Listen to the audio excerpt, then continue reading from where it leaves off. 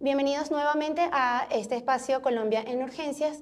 Hoy nos encontramos con Gustavo Campillo, quien es presidente de la Fundación Red de Apoyo Social de Antioquia, RASA, y vocero principal del movimiento Pacientes Colombia.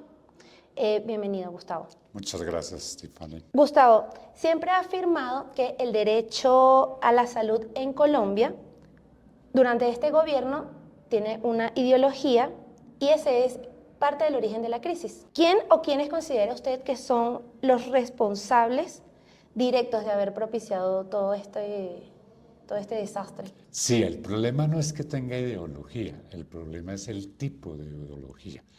¿Por qué? Pues porque la intención del gobierno desde sus propuestas de gobierno en la campaña electoral fue la de estatizar el sistema de salud, entre otros sistemas, sobre todo el sistema de salud.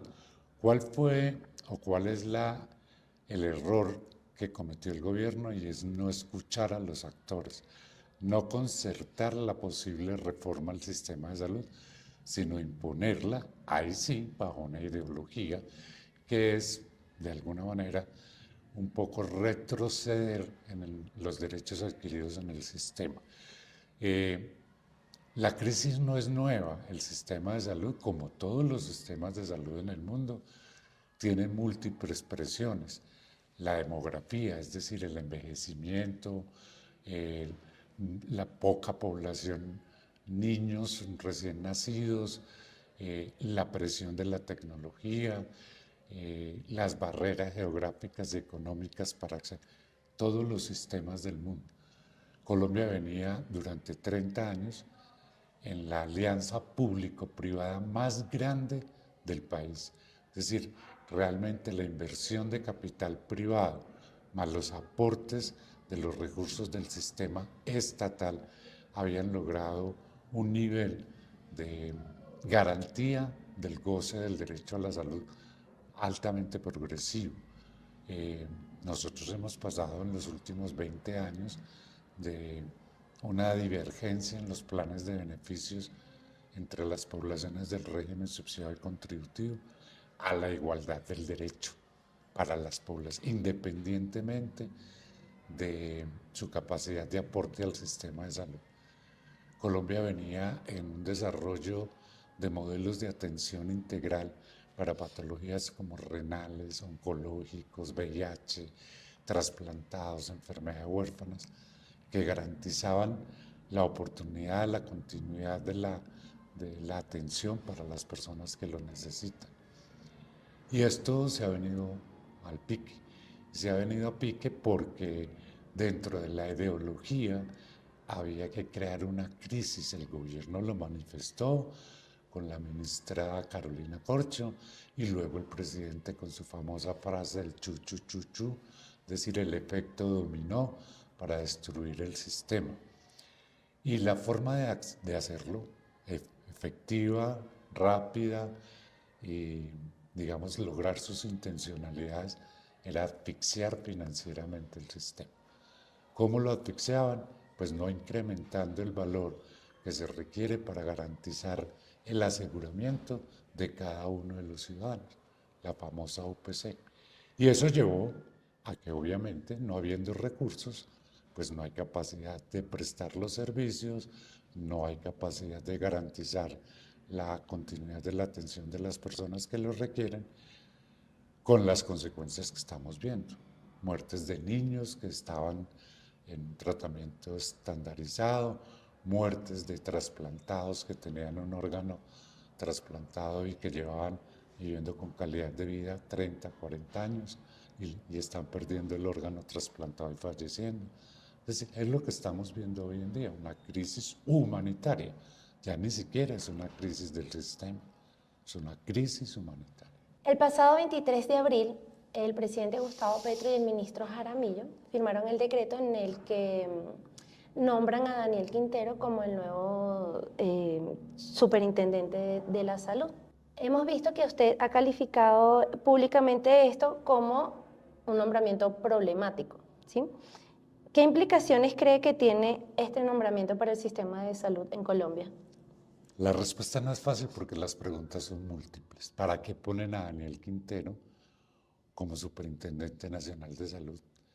¿Cuál es la intención? Estamos a 3 meses de terminar el gobierno. ¿Cuál es la intención? Van por lo que han tratado de ir durante estos 4 años por las EPS de Antioquia, no son las EPS ni el control a las EPS. Y esto es una lectura personal, pero creo que van por las EPS de Antioquia. Afortunadamente Antioquia ha hecho resistencia durante 4 años con respecto a muchos temas, pero especialmente al tema de salud, las acciones populares, las demandas ante el tribunal.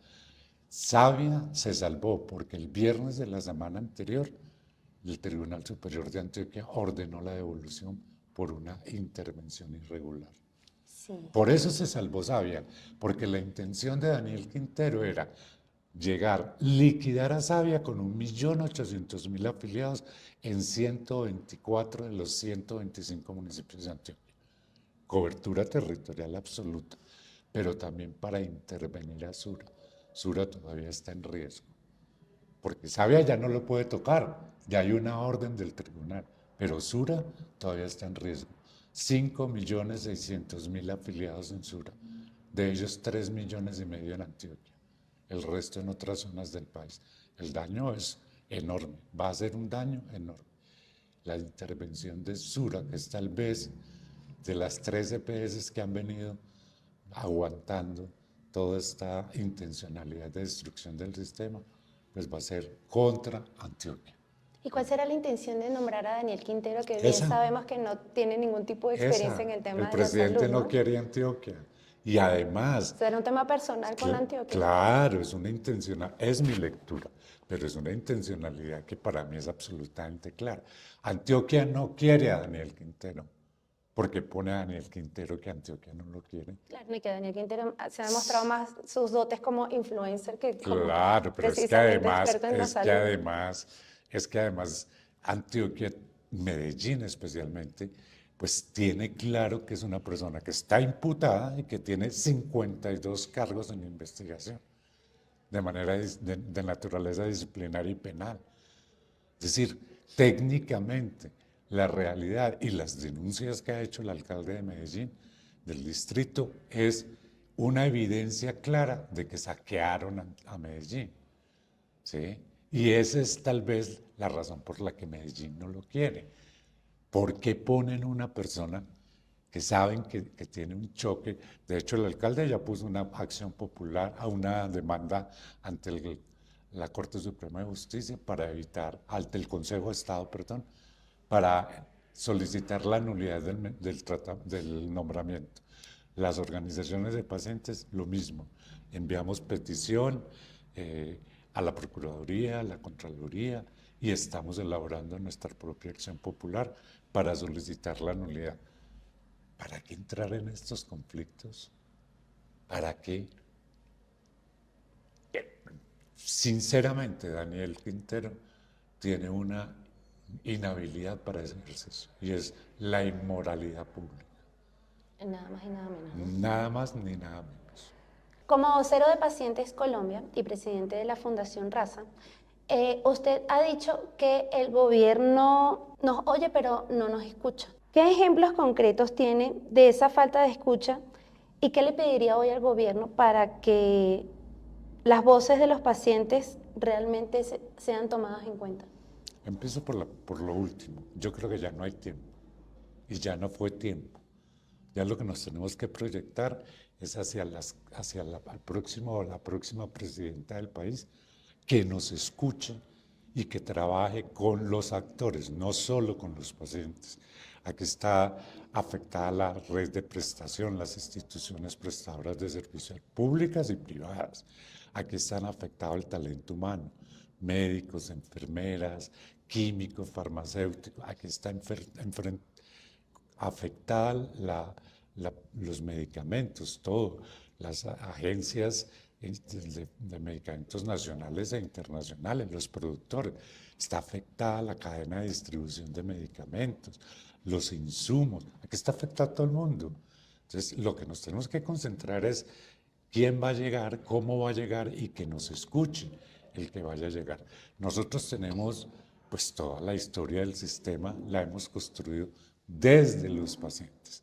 El sistema no hubiera evolucionado de la manera que evolucionó si los pacientes no hubiéramos estado al frente de la exigibilidad del derecho.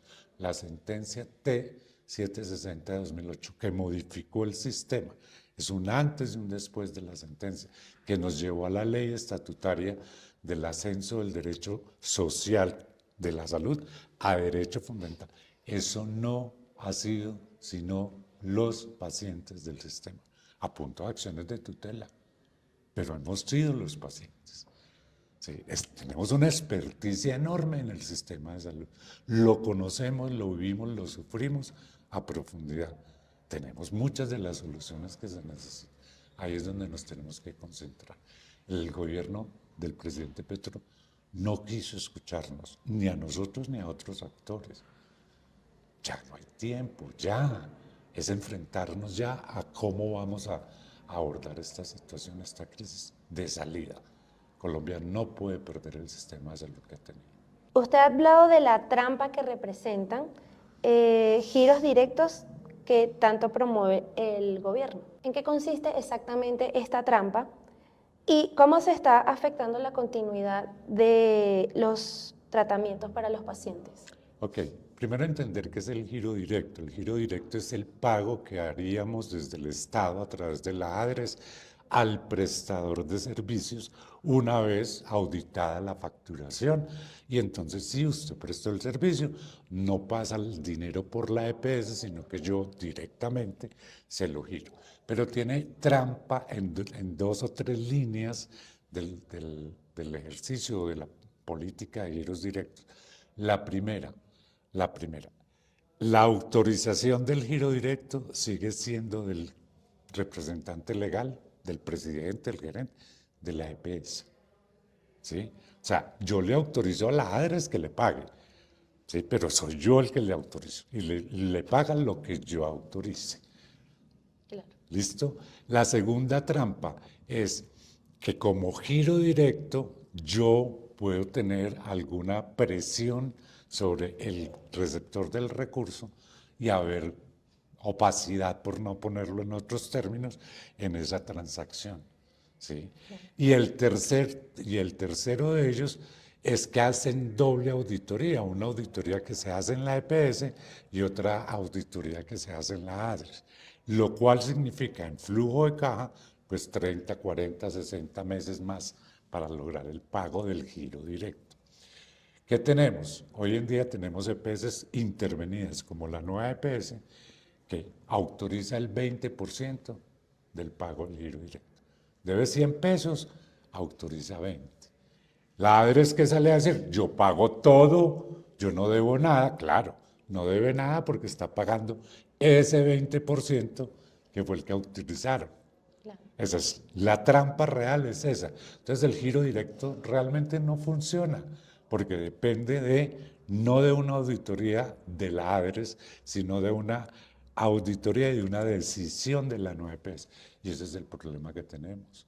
El problema que tenemos es que el flujo de la caja de las EPS no está siendo autorizado para giro directo. Y no se nos olvide, el gobierno nacional sacó una resolución donde obliga a todas las intervenidas el 100% del giro directo. La ley dice 80 y ellos sacaron para las intervenidas el 100%. Si se está haciendo el giro del 100, no es cierto. De cara al nuevo gobierno que asumirá en agosto de 2026, usted ha advertido que el sistema tardaría años en recuperarse. ¿Qué cambios urgentes considera necesarios para devolverle la eficiencia y la sostenibilidad al sistema de salud? Los técnicos, los que saben del sistema, establecen un periodo de más o menos 10 años para estabilizar el daño. ¿Sí? No para recuperar el sistema, para minimizar, estabilizar el daño. Y de ahí para allá seguiremos en progresividad. ¿Qué se requiere desde mi perspectiva? Lo primero, votar bien. Es clave, ¿no? Quien lo entendió, lo entendió. Sí, Claro. primero votar bien, porque tenemos dos opciones, o la continuidad de este desastre o abordar el desastre y salir de él. Son las dos opciones que tenemos y los ciudadanos somos los que decidimos la opción. Entonces, lo primero que hay que hacer para arreglar esto, no solo salud, para arreglar esto, es votar bien. Eso es lo primero que tenemos que hacer. Lo segundo que hay que hacer es que quien llegue tiene que volver a crear los espacios de confianza. En este momento, ninguno confía en ninguno. Yo no confío en mi EPS no confía en sus prestadores, los prestadores no confían en el talento humano y esto es un desastre. Lo primero que hay que hacer es confianza. ¿Cómo se logra esa confianza? Con flujo de recursos. Que tiene que haber una inyección de capital al sistema de salud inmediata y muy alta. Mínimo 10 billones de pesos, lo cual no resuelve el problema, porque es que el problema va en 53 billones de pesos. Sí, abismal. Pero por lo menos ayuda al flujo inmediato que garantice la oportunidad y la continuidad de la atención de lo que ya tenemos. Sentarse en una mesa o sentarnos en una mesa de confianza donde saneemos deudas, porque yo no puedo llegar con 10 billones y pagarle lo que usted me dice que le debo. No, muéstreme que se lo debo, muéstreme por qué se lo debo y yo realmente se lo pago. ¿Sí? Y hago unos acuerdos de pago. Tenemos que buscar entonces para todo ese flujo de recursos fuentes de financiación. Hay que crear fuentes de financiación, hay que potencializar las fuentes de financiación que ya tenemos. ¿Sí? Claro. Es decir, alternativas están. Es voluntad, voluntad de querer parar el daño, recuperar la credibilidad de todos, del paciente, de los médicos, de todo el mundo, y que nos permita avanzar. Si tuviéramos que darle las gracias a tres personas, a tres de las protagonistas que han contribuido con el desastre de esta crisis de salud, ¿a quién le daría Pues las gracias? gracias, no. Irónicamente, Sí, claro. las gracias no, pues obviamente. El primero es el presidente de la República que define las políticas. La segunda fue Carolina Corcho. Y el tercero, bueno, es que no son tres, es que son un montón. El tercero, el ministro de Salud, pero el cuarto, el superintendente Leal, el superintendente Camacho. El Sí, desfile que ha habido que... sí, sí, Considera usted que cinco sería... superintendentes. Y consi- ahora con el superintendente Quintero. Superintendente e influencer Quintero. Sí. ¿Qué mensaje de esperanza le podría dar a los pacientes? Colombia tiene salida. El sistema de salud colombiano es uno de los mejores sistemas del mundo. Tan sólido que fue capaz de aguantar estos 4 años. Y Tan ahí sigue. sólido. ¿Sí? Por lo tanto, esa base de solidez tiene que ser la plataforma de lanzamiento de crecer en el sistema de salud, mejorar el sistema de salud. No, Colombia no se puede rendir. No nos podemos rendir a hacer filas desde las 3 de la mañana para que den 7 fichos en una EPS, en una IPS, en una farmacia. Eso ya lo habíamos superado. Sí, claro. No, aquí hay esperanza. Bueno, Gustavo, muchísimas gracias A por este usted. espacio, por estas palabras. A usted. Y bueno, eso ha sido todo. Muchísimas gracias.